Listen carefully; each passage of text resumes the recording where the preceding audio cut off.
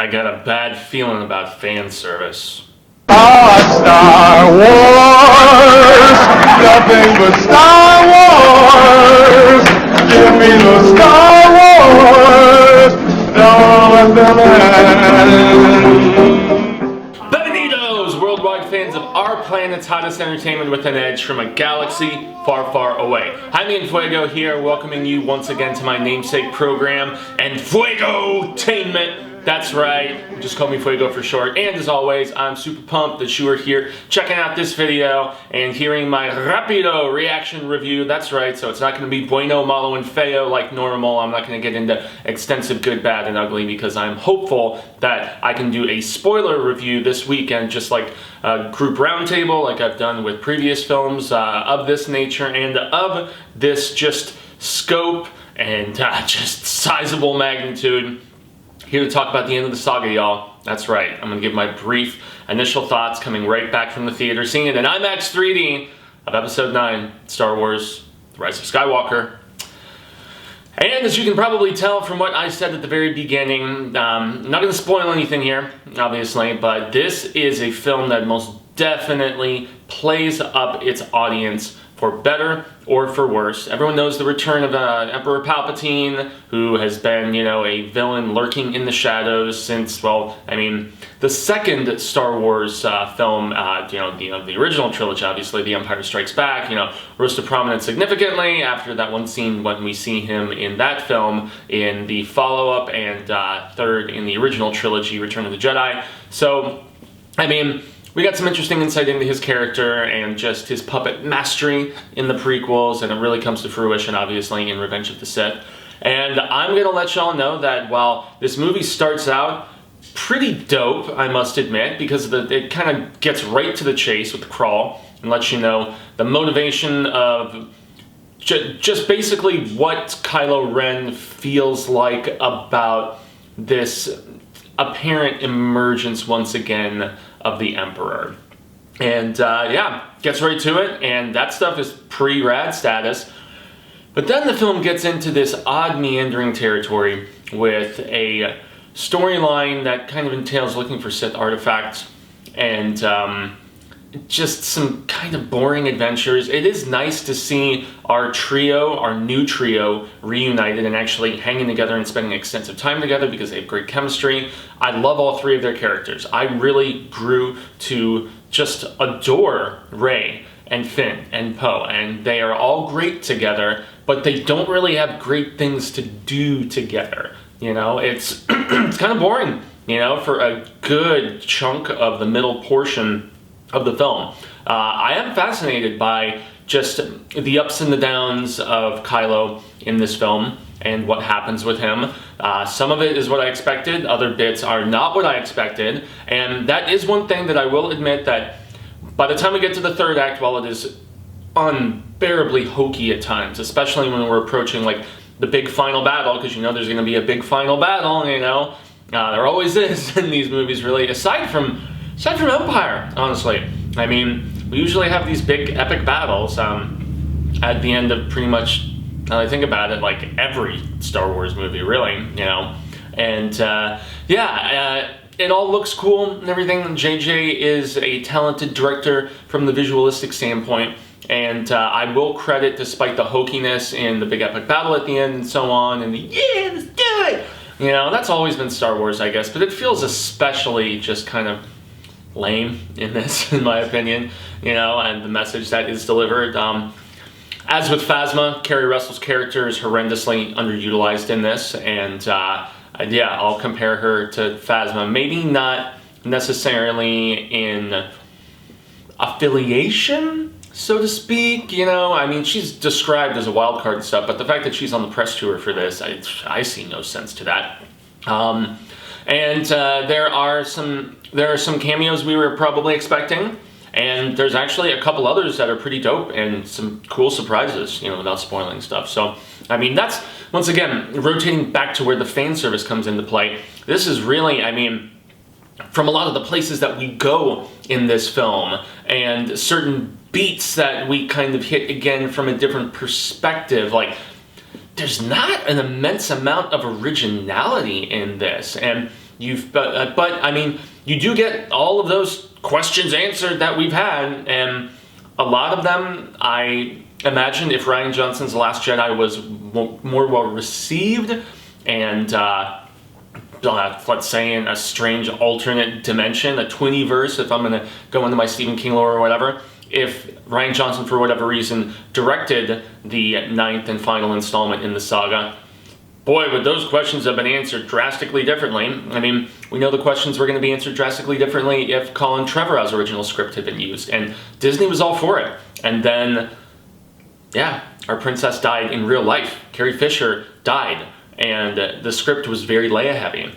And this one still has some interesting and decent nods to Leia, I must admit. And what they're able to do with a combination of old footage and some new scenes and stuff, it's interesting without spoiling things how they went about doing it and framing it into the narrative. The Leia perspective and the stuff I really enjoyed, you know, and I enjoy, once again, the arcs of our new characters in this. I mean, once again, Poe and Finn have less to do, as always, but they get a little bit more here, you know, especially in comparison with the previous one. And so I grew to like it. Well, in the middle of the film, I was close to hating it. I was just like, Jesus, I've probably enjoyed Revenge of the Sith more. But the nostalgia worked for me. I mean, it didn't always work, but when it did, it really did. And I got hit in the feels, and at this point, I'm definitely seeing it again this weekend before a spoiler review, and I'm still processing a lot of how I feel about this film, but the script is not very strong in certain places, in a lot of places, honestly. And is it a slap in the face to what, I mean, here's the thing. Rian Johnson basically came in and changed a lot of what JJ set up, and in turn, JJ comes and kind of twists things around a little bit himself without getting into too much detail. I've seen people say that, like in tweets that are really spoiler, but they're like, yeah, it's kind of a slap in the face to what Rian did. I wouldn't go that far, you know, but there is some revisionism, so to speak, with some of the big twists and changes that we had in The Last Jedi. Well, there's just, I mean, get ready for more twists and changes here. And once again, some are effective and some are not. So at the end of the day, I did enjoy it. I don't know if I enjoyed it really more or less than The Last Jedi, though, at this point, which I had very mixed feelings about. I will easily say by far, far and beyond, even though it was rehashing so much, The Force Awakens is my favorite of this new trilogy, easily. And I'm thinking I'm going to do a saga ranking video, ranking all of the different sagas, because, you know, in just the last, like, you know, in the very recent, you know, just a few months and stuff like that, having rewatched the prequels and, you know, rewatched both the original versions of the original films, because I have those DVDs, with those limited edition DVDs that have a bonus disc with the original untampered versions of the films, and watched the special editions and kind of done some examination about what was changed and stuff there. So maybe a ranking of the saga films is in order. Would you guys like that, or would you prefer like a ranking of every Star Wars movie? Should I include the Ewok movies and you know, Rogue One and Solo and stuff like that? I think just ranking the saga films, though, is probably a better bet. So I can't decide on a verdict just yet for this, which is why I didn't want to go into Bueno and Malo and Feo, and that's why I'm also not giving it a actual like worded grade like I typically do on here, because I usually give a distinction of Feo, which is basically 1, you know, Malo is 2, Bueno is 3, Fuego is 4, Enfuego is 5, and there's only like 2 films this year that I think I've given that to, one of which was Knives Out, another one was Once Upon a Time in Hollywood. This is not, it's not a terrible Star Wars film, but I definitely have issues with it, and I don't love it. I don't love it. I liked it pretty well, is what I will say. It's very bittersweet, though. Bittersweet end to this saga. And I don't know. I just want to watch more Mandalorian. And I think that in some ways maybe took away from the potential enjoyment of this because of how great The Mandalorian has been. But, you know, still have Obi-Wan coming. We saw, I mean, this is still a very rich, awesome universe that I think is doing just fine, and will continue to do just fine without more of these big films, you know, of the Skywalker saga, you know, on screen. So I'm going to leave it at that and extend a grande gracias. I've been Jaime En Fuego. You can find moi on all social media sectors like Twitter, Instagram, Facebook, here on YouTube, where I've done tons of Star Wars coverage this past year, including most recently some comic reviews from the Age of Republic.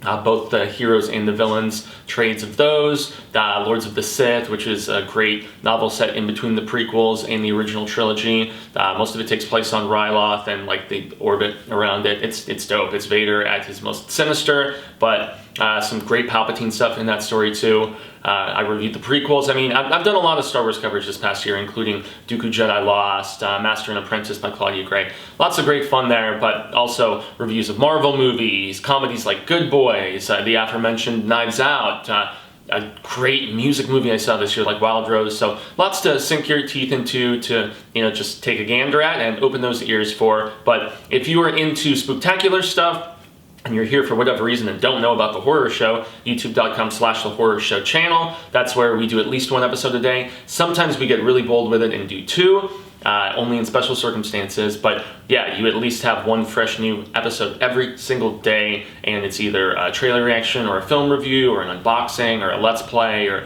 you know, convention coverage. We just got done with our Indiegogo for a film that my cohort in crime, Cecil Laird, is making called Dylan's New Nightmare. That is a sequel to Wes Craven's New Nightmare that just celebrated its 25th anniversary this year, and it features the return of Miko Hughes as Dylan, which is super dope. And then lastly, we have every Monday evening myself, Lindsay Minza of 2 Cents of Nonsense, and lastly, CP. On his channel, Willis Greedia, we do a show called Show Business. Yes, that's right, where we discuss weekend box office performance, we look ahead to the upcoming weekend, and then we have a little bit of discussion about some of the biggest entertainment news in the preceding week. So, I've been Fuego, y'all have been rad status, and until the real of Ka comes around once more, hasta luego, cinemigos, and constant viewers, but I am hopeful that we get to share more of this film palaver sooner rather than later. And until then, you know what? May the Force be with you always. I'm sad.